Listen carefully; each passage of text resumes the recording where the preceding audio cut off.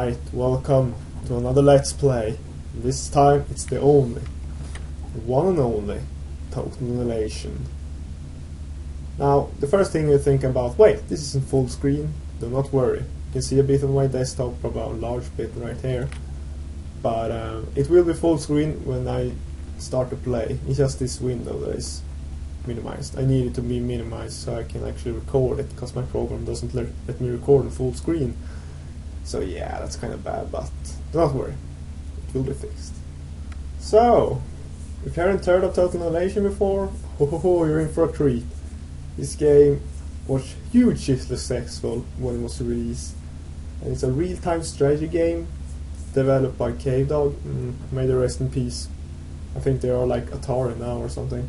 Went through different companies, and yeah, they got like, I think it was like 58, 59 awards or something like that. It's ridiculously highly marked game, and it was the first game to ever have 3D units and terrain. The first ever, the first RTS, that is. So yeah, this is the GOG version. It's excellent so far. I really like the GOG version, because you get music without having to see it in. Yes! I didn't have the music as a kid, which is rather disturbing.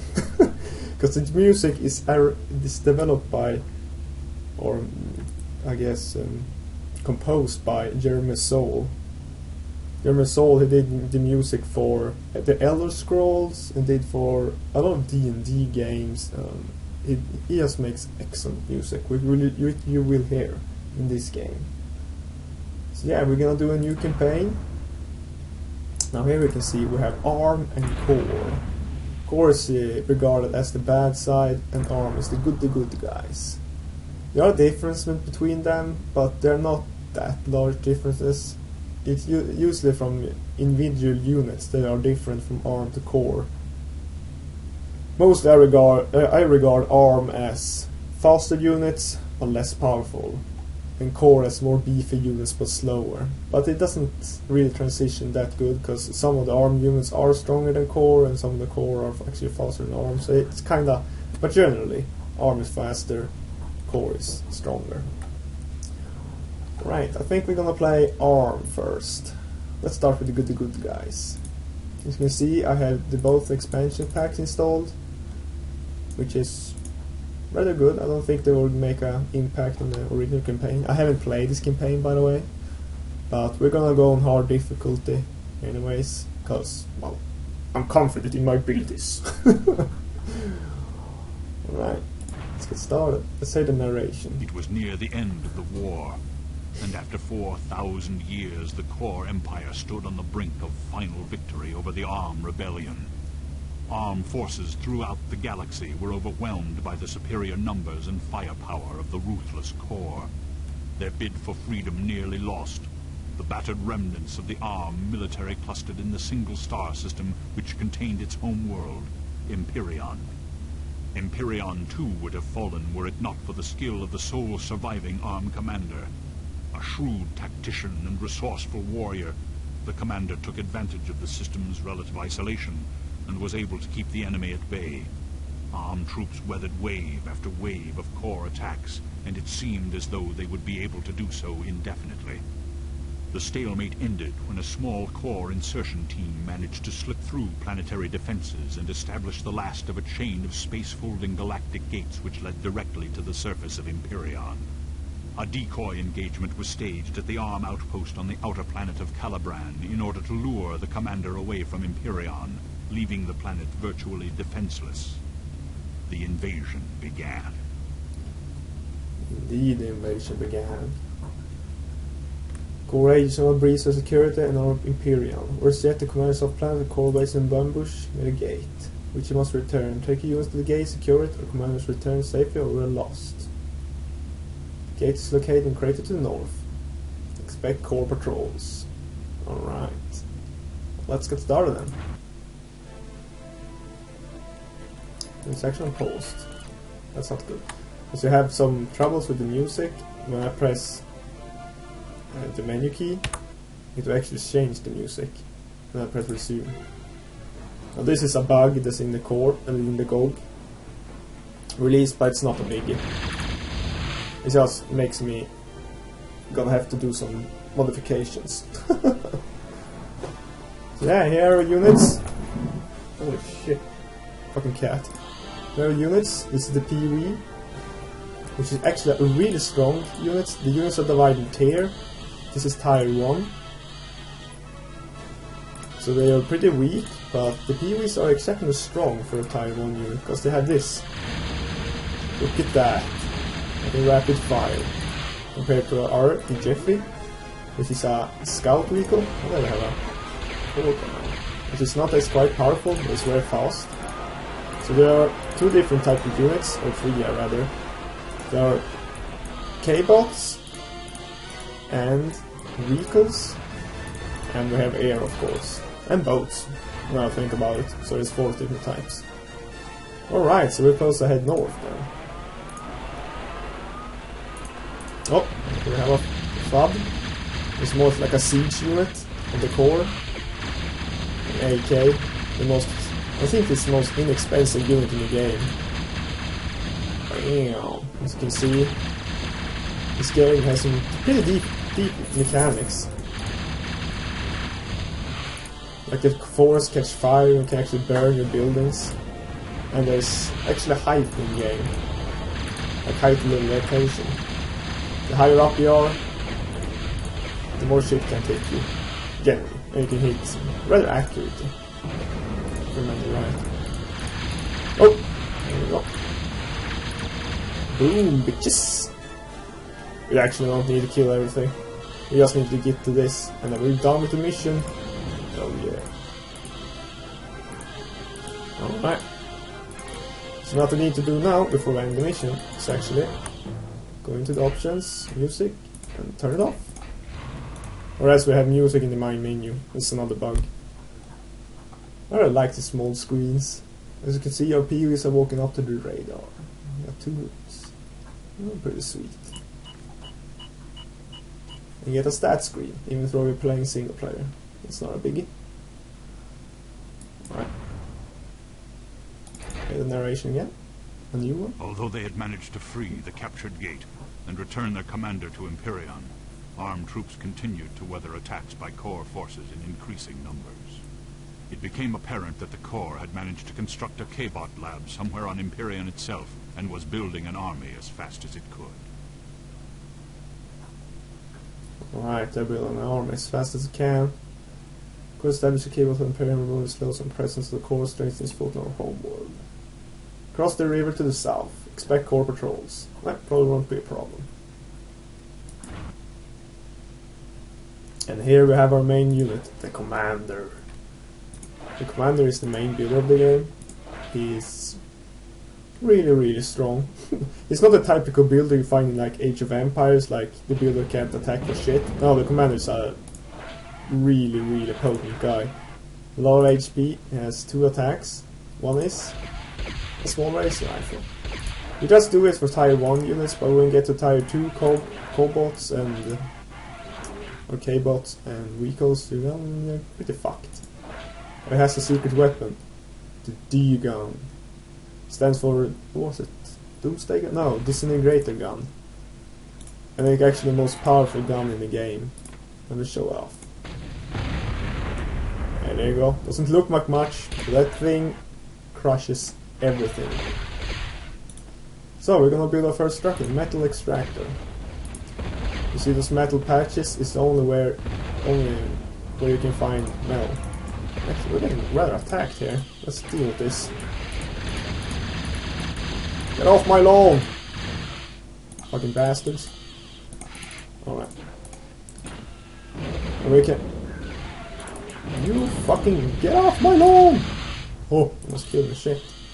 We got 2 types of resources, which is not much for a real-time strategy game. Usually I have like 5. but it works with this game. So we got metal, which I showed you. We get from these metal extractors and a metal, well, patch. It's only where you can build them. Otherwise they don't give metal and only cost like energy. Because you can see those bars down there. It's plus 1.7 metal, but I get -3 energy. So actually -9 now, all these. And actually how it works when you build something, you see it costs that much metal and that much energy to build this structure all the time from this guy. It should cost a certain number, you can see down there. Metal 145 and E 760, like energy now. Metal is the most precious resources because I can build these anywhere. Those are energy collectors, or solar collectors actually. Must be working on solar engine then. Yes they are. Let's say we can find some more while we build. Where's my game speed at? Holy shit, it's actually very fast. Let's put it down to 3. Oh my god, cat! Oh my god, cat! Not that. Good fun.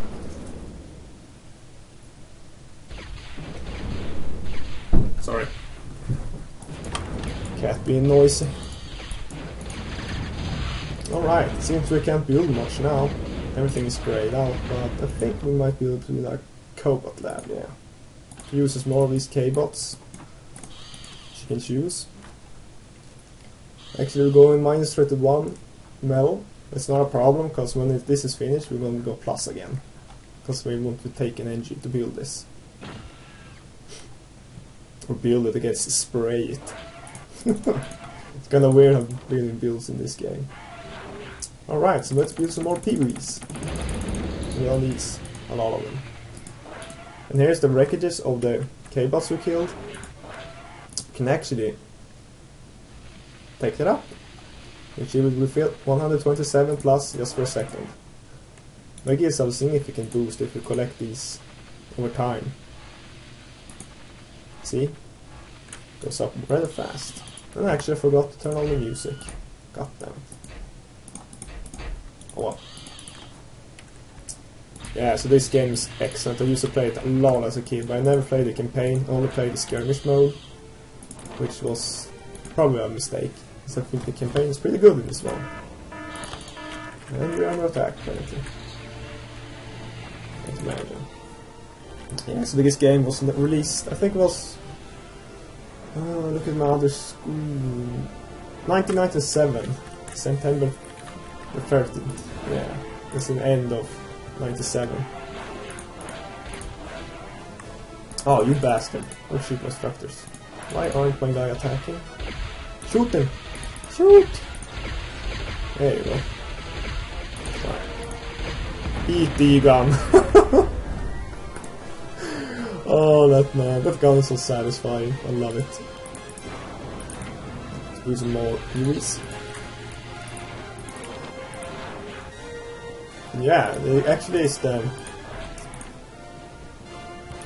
you know, maybe you know... what is his name called? Supreme Commander. This is actually where it came from. The spiritual successor is to Supreme Commander. And there's a bunch of other different projects going on that is from this game. I think it was... there's some kind of a modification called Spring. It's a source project. And you got Planetary Annihilation, which hasn't come out yet. It's on its way. It's developed one of the original creators for this game. Oh, you bastards. Get out. There you go. The power this gun has is incredible. I think it was something more. Yeah, Talking Nation 3D. I haven't even checked that out. I have no idea what it is. Spring is okay. Well, I played it way back in the day, so it's probably a lot more complex now. Come on, PVs. There we go. Like I said, PVs are really good in the beginning. I'm at the light laser tower. Should be no problem. It's kinda strong in the early game. But the combined power with PVs will take it out. Damn, we take a lot of shots.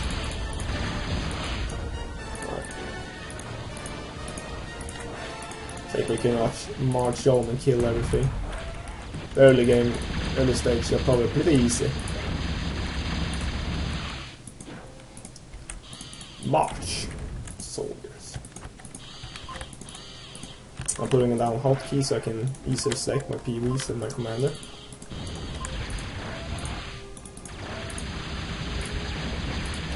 That's the Master Commander in there.